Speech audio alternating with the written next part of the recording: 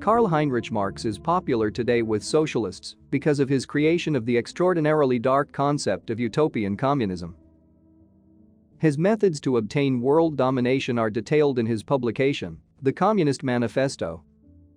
Marx was born in 1818 in Germany to wealthy Jewish parents. His father was a successful lawyer and his mother from the prosperous business family founders of the Philips Electronics Corporation. As a youth, Marx was comparable to a modern-day spoiled college student. Educated for free at the elite University of Bonn, Marx studied philosophy and literature. He drank and partied a lot.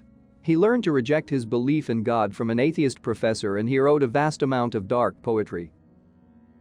There he began his infatuation with the concept the devil. After college, he was a well-paid and educated radical journalist. Much like modern-day journalists, he created fake news to gain influence and power with his ideas. As a note, these following personality traits of Marx started at an early age.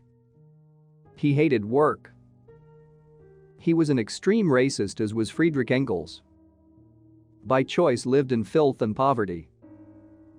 He relied on the following wealthy capitalists to support his life: Lion Philips, a wealthy Dutch tobacco manufacturer and industrialist; Friedrich Engels, a wealthy capitalist that inherited his father's textile factory wealth.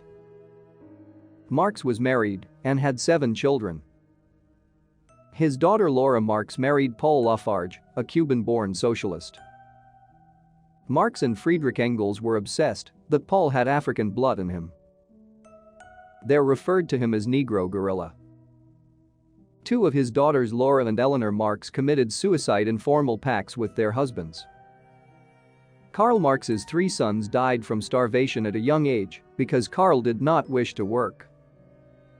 Marx had an additional illegitimate son named Henry with their maid Helena Demyath. Marx shunned Henry and disavowed him.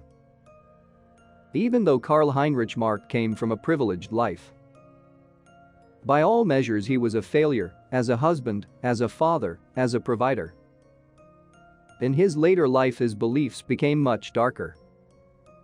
He believed strongly in the following: the abolishment of the nuclear family, the abolishment of all private property, the abolishment of all religions, and the belief in God. Karl's most important proclamation in the closing of his Communist Manifesto is as follows: we must abolish the state of all current things. This can only be done through the violent overthrow of everything.